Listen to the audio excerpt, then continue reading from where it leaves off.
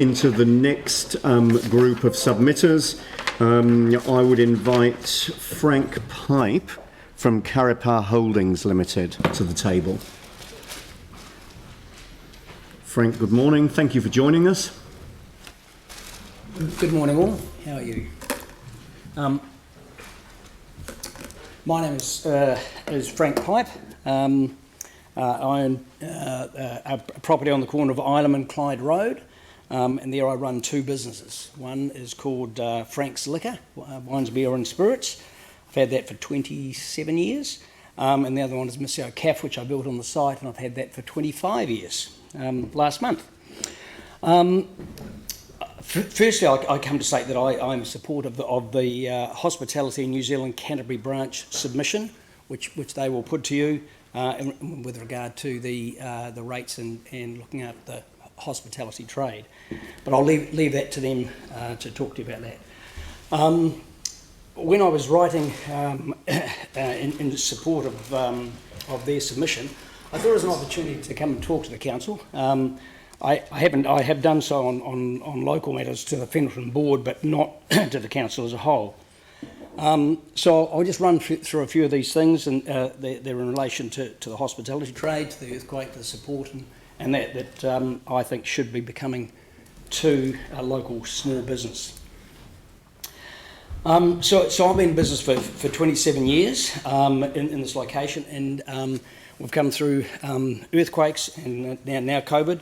And during that time, I have to say that the Christchurch City Council have given me no support, no encouragement or business support that I have found incredibly disappointing, because I'm a business owner and operator that puts a lot of time, effort, care and money into 19 staff and the community in general. I've never advertised. I look after my community base, and I've done that for 25 years, and yet the council, in their wisdom, always seem to oversee that. The council spend an exorbitant amount of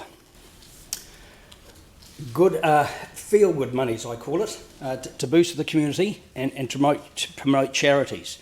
To my knowledge, they have never once engaged with or picked up the phone or talked to small business owners like myself, who year after year generate taxes and income for the community and the council. I alone, through the business that I've had, would put $500,000 or $600,000 in wages into the community. In the budget, which I read through last night, and I must say a little bit, I only received a notice on Friday to attend this meeting, so I quickly read through it all and to refresh myself. But in the budget, the council is boasting of distribution of $7.2 million as part of their Strengthen Communities funds, and they now wish to extend that by another 350,000 Ks as a one-off boost in this time. That is all out of taxpayers' rates. I feel the council needs to work for everybody, everyone who lives in Christchurch, not just the less fortunate and not just those with the big purse strings, but those that create the jobs and keep the community vibrant. During the earthquake, and I say through poor planning, wasteful amounts have been spent on useless developments, which are part of the reasons why operators with good insurance payouts took their cash to other cities and now are sitting land banking all these bare sites around the city. There was no help to these people. There was no advice. There was no counselling. If we look back further, it was poor insurance that was done by the council through their council members that led to a lot of this problem. In a time of crisis, one would expect that the council should show loyalty to local business and to have some form of control on the number of licences. But to the contrary, the council during the earthquakes pushed and promoted coffee shops, bars and cafes to open at such a rate that some of them only lasted 2 years. Christchurch people with ambitions, with dreams, put their energy, their cash, their borrowed cash, and their false hopes were promoted by councillors and developers. As with any retail sector, the hospitality pie is only so big, and the fact that the council did not monitor and control the entrance into the sector has led to a hospitality sector that is in total disarray. The exposing just recently by members of the media of the super liquor operators who have been exploiting staff and thus defrauding good operators like myself for several years was swept under the table by the council, who continue to allow them to hold licences and to be trading. Now, we are at the end of the 5 minutes allotted, so if I could ask you just to finish up reasonably quickly, please. Yes, I can. So these are hard choices that you guys have to make.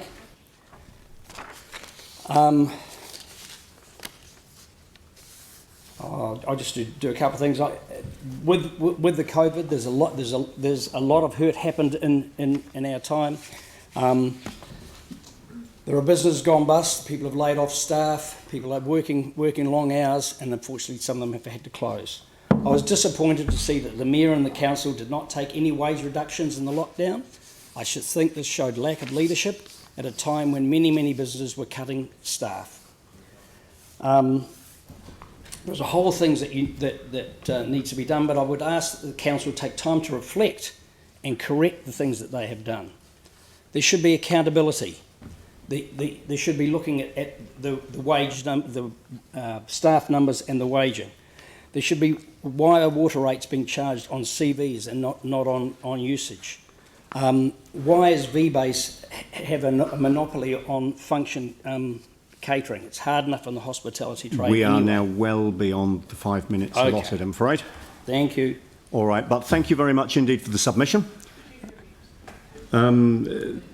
Certainly the matter that you raised about the Mayor and councillors and the pay reduction, you may have seen in the news just in the last few days that the Remuneration Authority determination has actually resulted in a reduction in salary for the Mayor and councillors. That was only reported in the last few days.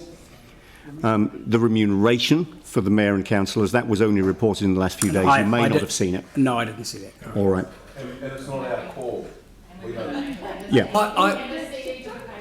I understand, and I know Sam championed the cause for it to be done. All right.